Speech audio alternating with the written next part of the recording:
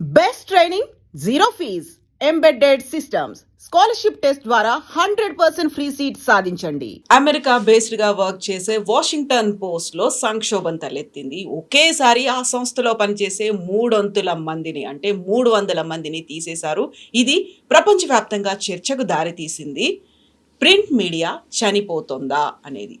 భవిష్యత్తులో ప్రింట్ మీడియాను మనం చూడలేమా? డిఫరెంట్ ఆస్పెక్ట్స్ ఉన్నాయి, కాంపిటీషన్ అనేది ఉంది. ఏఐ కూడా ఎంటర్ అయిన తర్వాత ప్రింట్ని కేవలం మనం ఒక చరిత్రగా మాత్రమే చూడగలుగుతామా?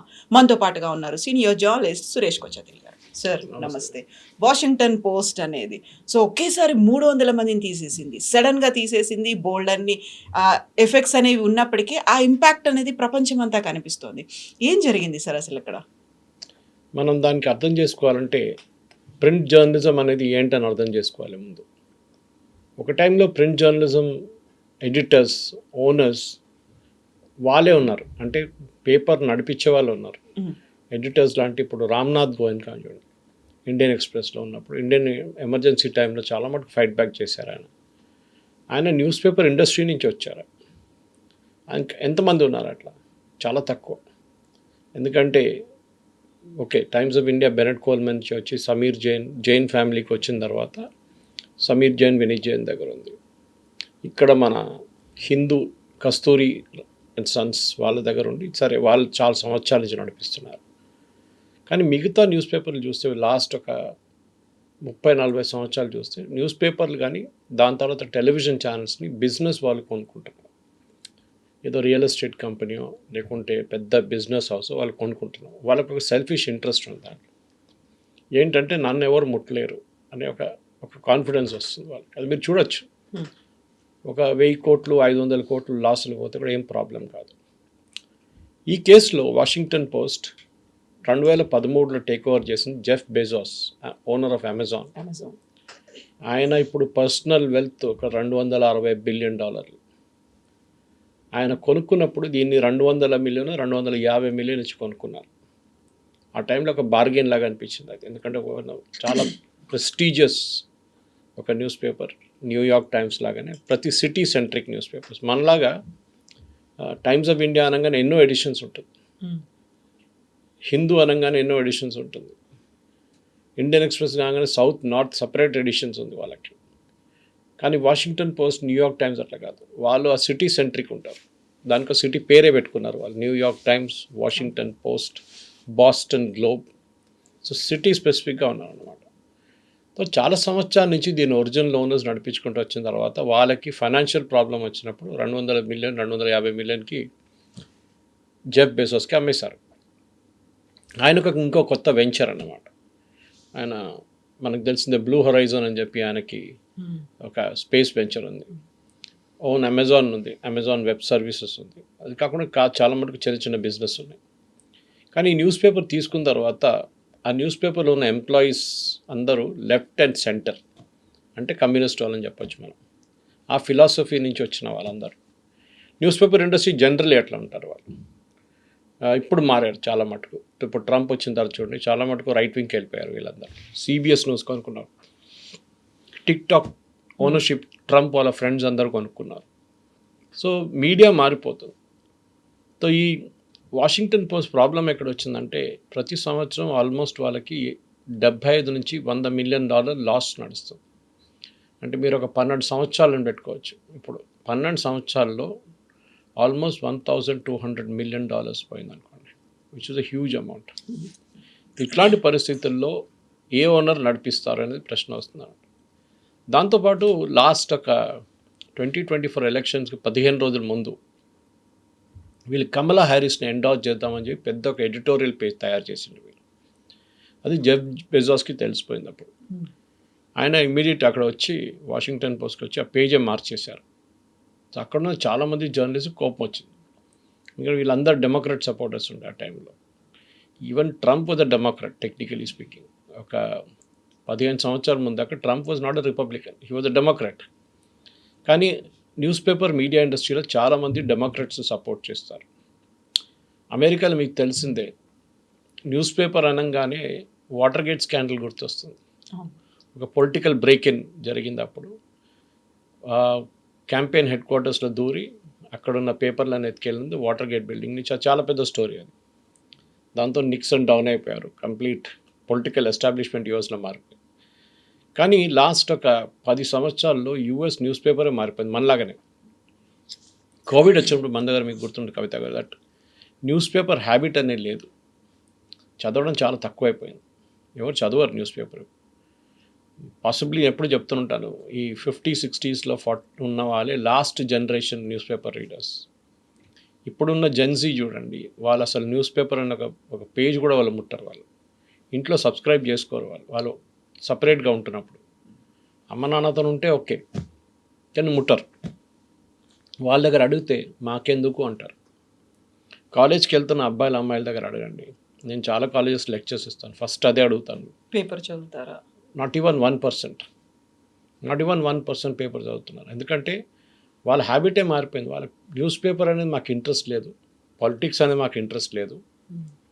ఏదో స్పోర్ట్స్ ఉంటే టీవీలో చూసుకుంటాం, కానీ ఐఎమ్ నాట్ ఇంట్రెస్టెడ్. వాళ్ళకి కొత్త కొత్త డివైసెస్, మొబైల్ ఫోన్లో న్యూస్ వస్తుంటుంది, ఇన్ షార్ట్స్ కానీ మిగతా దాన్ని. Why should you take it? ఇంకోటి అటెన్షన్ స్పాన్. వీళ్ళకి పెద్ద ముందు హిందూ నాకు గుర్తుంది, నేను చిన్నప్పుడు అంతా ఉన్నప్పుడు Hindu 8 column page article publish చేస్తుంది, 8 కాలమ్ బుక్ రివ్యూ. ఆ టైంలో చాలామందికి టైం ఉండే బుక్ రివ్యూ చదవడానికి. ఇప్పుడు ఎవరున్నారు? ఎవరు టైం లేదు. మీరు బుక్ ఉంటున్నారంటే అమెజాన్కి వెళ్తారు, అమెజాన్ ఆ బుక్ కిందనే రివ్యూస్ ఉంటుంది, చదువుకోవచ్చు అక్కడ. మీరు దాన్ని you can decide whether to buy it or not to buy it. ముందు అది కాదు కదా, వాల్డన్ లాంటి షాప్కి వెళ్ళడము, లేకుంటే గంగారామ్స్ లాంటి షాప్కి వెళ్ళడము ఉంటుండే. That was a big thing those days. ఇప్పుడు అదంతా పోయింది మొత్తం. ఇప్పుడు జరుగుతుంది ఏంటంటే న్యూస్ పేపర్ రీడింగ్ అనేది హ్యాబిట్ కోవిడ్ టైంలో నేను చెప్పినట్టు ఇట్ స్టార్టెడ్ డిక్లైనింగ్. మన దగ్గర ఉన్న మేజర్ ఇంగ్లీష్ డైలీస్, ఇంక్లూడింగ్ సిటీలో ఉన్న ఇంగ్లీష్ డైలీస్లో సర్క్యులేషన్ హాఫ్ కన్నా తక్కువైపోయింది. అంటే 3 లక్షల కాపీలు ప్రింట్ చేసే న్యూస్ పేపర్ ఇప్పుడు 1,50,000 కూడా ప్రింట్ చేయట్లేదు. అడ్వర్టైజింగ్ తగ్గిపోయింది. మీరు చూసుంటారు, చాలా మటుకు అడ్వర్టైజింగ్ ముందు టెలివిజన్కి వెళ్ళింది, ఇప్పుడు టెలివిజన్ నుంచి డిజిటల్ మీడియాకి వెళ్ళింది, digital and social media.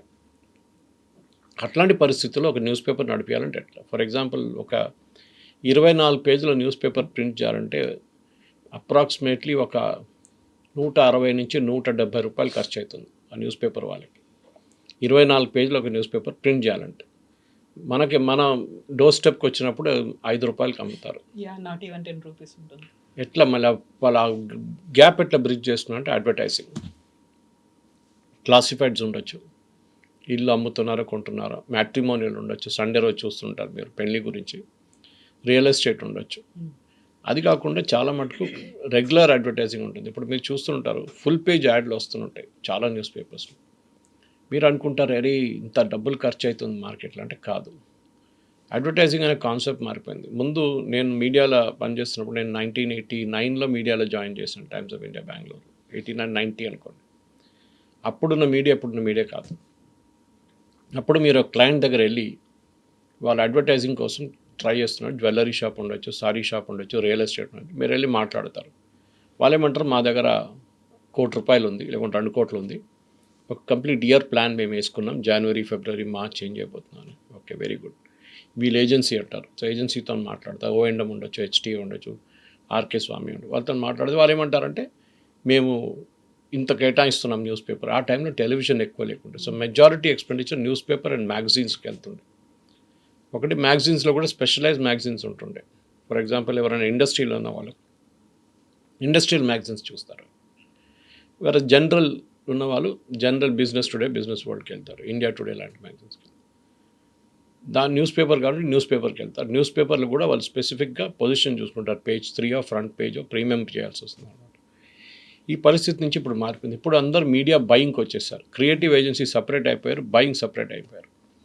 So buying agency ఏం చేస్తారంటే న్యూస్ పేపర్ వాళ్ళని, టెలివిజన్ వాళ్ళని అందరిని పిలిపించుకొని మా దగ్గర 10 కోట్లు బడ్జెట్ ఉంది మా క్లయింట్కి.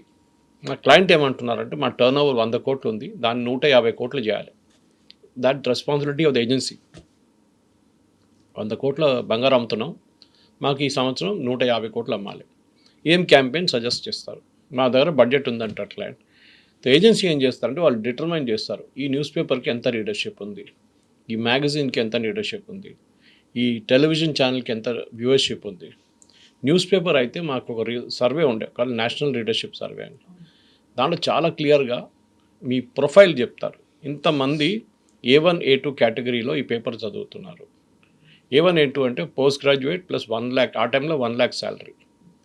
ఓకే, ఇప్పుడు అది పెంచేశారో తెలియదు. టెలివిజన్కి వచ్చేపాటు టీఆర్పీ, ఏజ్ వైజ్గా అక్కడ అంత స్పెసిఫిక్గా డెఫినేషన్ లేదు. ఫర్ ఎగ్జాంపుల్ వాడు సైకిల్ కొనగలడా, మోటార్ సైకిల్ కొనడా, కార్ కొనడా మాకు తెలియదు. ఇప్పుడు మీరు చూస్తుంటారు యూట్యూబ్లో చాలామంది 5 లక్షల వ్యూలు, 6 లక్షల వ్యూలు కనిపిస్తాయి. మీరు కొన్ని వండుతున్న వీడియోలు, కొన్ని ఏదేదో చాలా ఫ్రివ్లెస్ అనిపిస్తుంది. ఆ ఆడియన్స్ అడ్వర్టైజర్స్కి వద్దు. వాళ్ళు ఏమంటున్నారంటే ఇప్పుడు మాకు మీరు 1000 మంది వస్తే కూడా చాలు, but they should be a correct profile of people. Serious concern ఉన్న సీరియస్ ఉన్న వాళ్ళు చూస్తారు. In fact they got tracking agencies which track this. అంటే మీరు ఒక ఫర్ ఎగ్జాంపుల్ మీ దాంట్లో ఒక కామెంట్ కొట్టారనుకోండి, వాళ్ళ కామెంట్ మీద వెళ్ళి క్లిక్ చేస్తే వాళ్ళు ఎప్పుడు యూట్యూబ్కి వచ్చారు, వాళ్ళు ఎన్ని కామెంట్లు ఇప్పుడు దాకా కొట్టారు మిగతా ఛానల్స్లో, మా ఛానల్లో అన్నీ కనిపిస్తుందండి మీకు. సో హెయిర్ స్ప్లిట్టింగ్ అంట కంప్లీట్ డీటెయిలింగ్ తీసుకుంటున్నారు. వాషింగ్టన్ పోస్ట్ జరిగింది ఏంటంటే వాళ్ళు న్యూస్ పేపర్ నుంచి డిజిటల్కి మూవ్ కాలేదు. ట్రై చేశారు కానీ అంత ఎఫెక్టివ్గా రాలేదు. ఒక 5 సంవత్సరాల ముందు ఫస్ట్ అటెంప్ట్ చేశారు వాళ్ళు డిజిటల్లో మూవ్ కావడానికి. వాళ్ళు పాడ్కాస్ట్ స్టార్ట్ చేశారు. ఇప్పుడు చూడండి, ఈవెన్ మన దగ్గర ఉన్న రేడియో ఛానల్స్ పాడ్కాస్ట్ చేస్తున్నారు. వీడియో పాడ్కాస్ట్, రేడియో ఛానల్కి వీడియో పాడ్కాస్ట్ సంబంధం ఏమైనా అడిగితే, నేను ఒక సీనియర్ రేడియో జాకీని మొన్న కలిశాను. ఆయన అంటూ మా మీద చాలా విపరీతమైన ప్రెషర్ ఉంది. ఇప్పుడు ప్రతిరోజు 5 పాడ్కాస్ట్లు చేయాలి, మా రెగ్యులర్ జాబ్ పక్కన పెట్టి మాతో ఇది చేయమంటున్నారు. ఆ పాడ్కాస్ట్ని వాళ్ళు టెలికాస్ట్ చేస్తున్నారు, వాళ్ళు రీల్స్ చేస్తున్నారు, దాంతో మీకు రెవెన్యూ వస్తుంది. మాకు బిజినెస్ మోడలే మారిపోయింది. సో రేడియోలో కూడా ఇప్పుడు రెవెన్యూ లేదు, FM ఛానల్స్లో. అది కాకుండా మీరు న్యూస్ పేపర్ నుంచి షిఫ్ట్ అయ్యి ముందు టెలివిజన్కి వెళ్ళారు. నాకు ఇప్పుడు కూడా గుర్తుంది, 85లో ఫస్ట్ ఏషియన్ గేమ్స్ వచ్చినప్పుడు కలర్ టీవీ వచ్చింది. ఆ టైంలో మా కాలనీలో జమాస్మానియాలో 1-2 ఇంట్లో టీవీ ఉండే. మేము అక్కడ వెళ్ళి కూర్చొని టీవీ చూస్తుండే వాళ్ళ ఇంట్లో. పెద్ద ఒక ఏం చెప్తారు, ఒక ఫుల్ ఫ్యామిలీ సెటప్ ఉంటుంది అక్కడ. 50 మంది వెళ్ళి టీవీ చూస్తుంటారు వాళ్ళ ఇంట్లో కూర్చొని. వాళ్ళు కూడా కంప్లైంట్ చేయరు, సరే అందరు రాని అంటే అని చెప్పేసి. తర్వాత మనం చూసాం టెలివిజన్ మల్టిప్లై అయింది. ECTV లాంటి కంపెనీ వచ్చారు ఇక్కడ మన హైదరాబాద్లో, ECIL వాళ్ళది. దాని తర్వాత దూరదర్శన్ నుంచి NDTV స్టార్ట్ అయింది, న్యూఢిల్లీ టెలివిజన్, ప్రణవ్ రాయ్ గారు. అడ్వర్టైజింగ్ న్యూస్ పేపర్ నుంచి టెలివిజన్కి మూవ్ అయింది. అడ్వర్టైజింగ్ ఉండే న్యూస్ పేపర్, కానీ టెలివిజన్ కొన్ని చంక్ తీసుకెళ్ళిపోయారు మొత్తం. అది ఒక 10-15 సంవత్సరాలు నడిచింది. 2010 నుంచి డిజిటల్ మూవ్మెంట్ స్టార్ట్ అయింది. నాకు ఇప్పుడు కూడా గుర్తుంది, 2010లో కూడా ఈమెయిల్స్ అంత యాక్టివ్ లేకుండే. దేవాజ్ ఈమెయిల్స్ అంటే ఉంది, స్పీడ్ చాలా తక్కువ ఉండే ఇంటర్నెట్. దాని తర్వాత 2020కి వచ్చేదాకా మొత్తం లోకం మారిపోయింది కోవిడ్తో. న్యూస్ పేపర్ హ్యాబిట్ పోయింది, టెలివిజన్ అనే హ్యాబిట్ యూట్యూబ్కి మారిపోయింది.